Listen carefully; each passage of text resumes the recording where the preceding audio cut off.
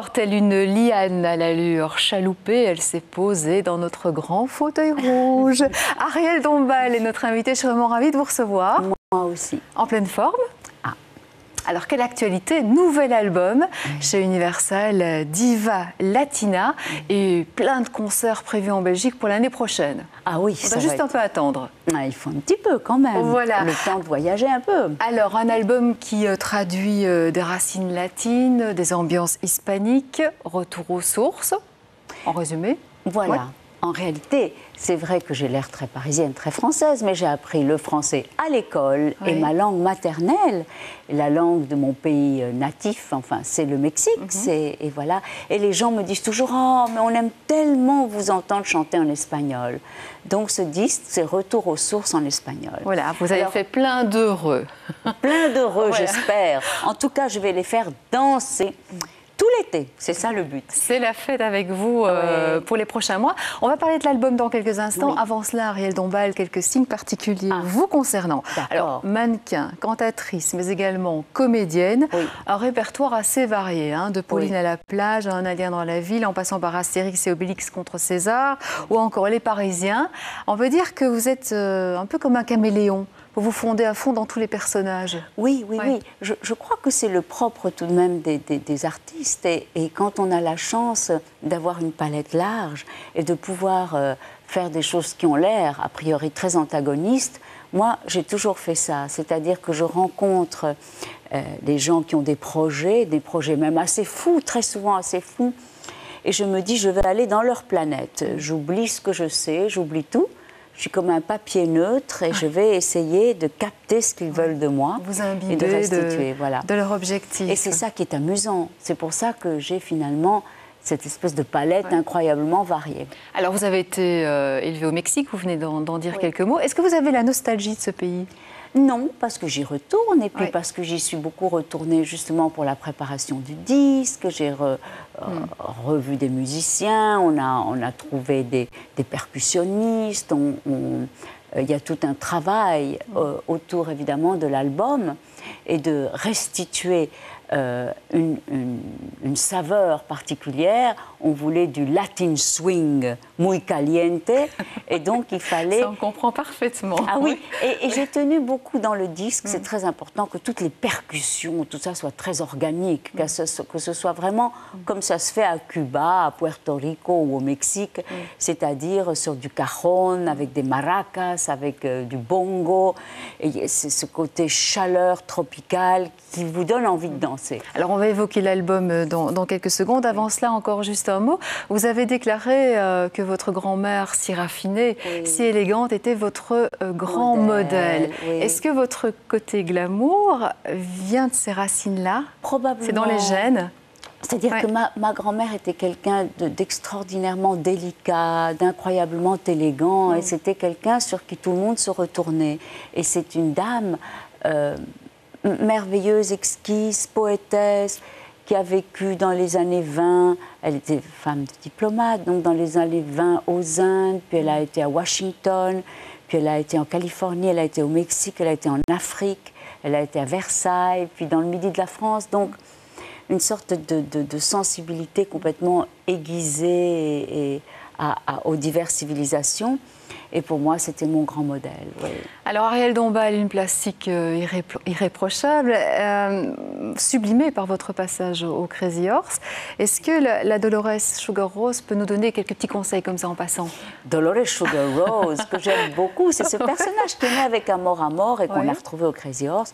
Eh bien, je crois que d'abord, il faut toujours se dire qu'il faut être follement aimé. Et pour être follement aimé, il faut toujours faire des efforts pour l'être. Et par conséquent, il ne faut pas se contenter de se dire « bon, allez, je suis comme je suis, on m'aimera comme ça ». Il faut toujours essayer de s'embellir par la lecture, par la musique et par le sport. Le sport est une chose... Il faut suer un peu, je veux dire, en clair, c'est ça? Non, parce qu'il y a des tas de... Par exemple, ma grand-mère, pour en revenir à elle, toute sa vie, elle a mis comme priorité la promenade quotidienne, se promener, prendre ce temps de promenade. En philosophant. En philosophant, oui, en observant, contemplative...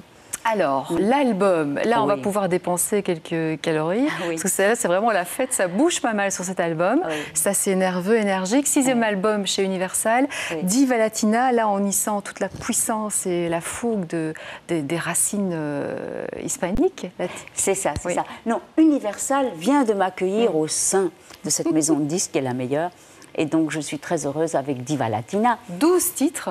Oui, 12 titres. Alors, j'ai repris des choses, c'est un peu comme des Madeleines de Proust. On a chacun comme ça, comme un petit bestiaire de moments extraordinaires liés à des musiques.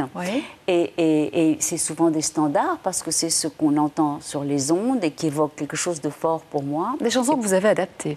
Voilà, alors je les ai adaptées, il y a des réorchestrations. Tout ça est mis à la sauce Latin Swing, avec un groove et des musiciens remarquables. Mais ça reste des standards que j'ai revisités et parfois j'ai écrit. D'accord. La meilleure preuve, un extrait de l'album, la reprise de Jeannette, Por qué te vas. Alors, la direction artistique a été confiée à Ali Madavi, ancien directeur artistique de Thierry Mugler. Oui, et qui a été aussi directeur artistique au Crazy Horse, qui est un grand photographe, un grand réalisateur, un grand artiste. Et donc, sur ce Por qué te vas, qui est en fait une chanson que les gens adorent parce que sous un aspect comme ça, candide et gai, c'est assez profond. C'est une chanson triste, c'est une chanson d'amour, languissant, et voilà. Et donc il a imaginé ce double personnage pour moi. Je joue aussi bien la diva que le petit matador.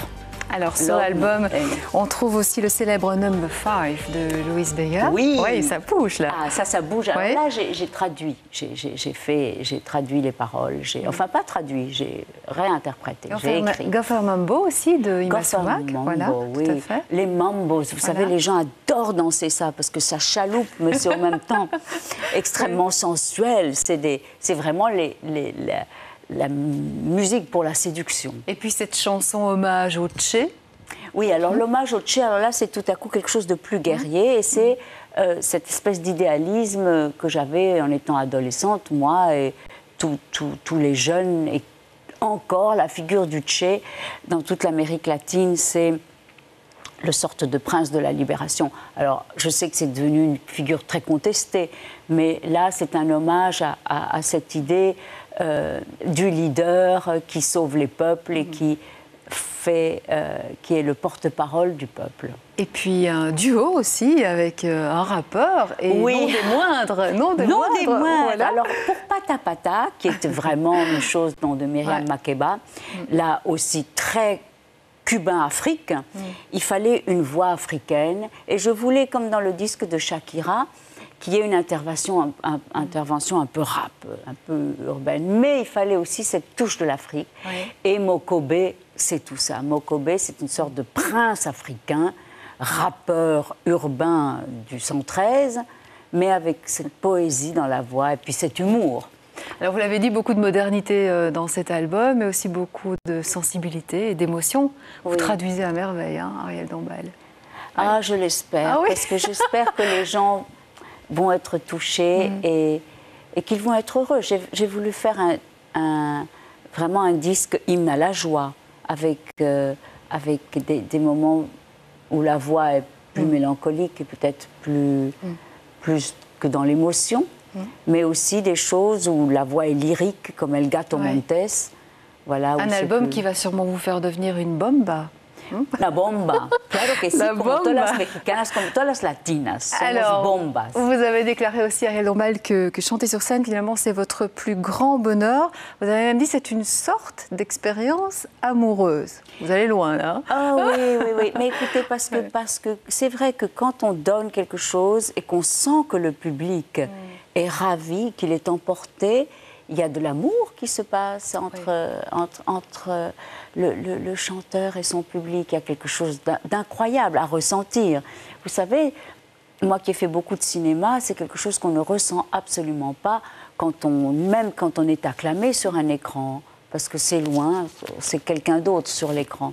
Tandis que quand on est en scène, en live, c'est extraordinaire ce qui se passe. C'est pur bonheur. Merci beaucoup en tout cas d'être venu nous voir aujourd'hui. Je vous invite à signer cet entretien du cette fois-ci. Face à Face. Voilà, on aura le plaisir d'offrir votre signature avec votre album Diva Latine sorti chez Universal à un téléspectateur qui nous aura envoyé un mail à l'adresse faf@rtl.be.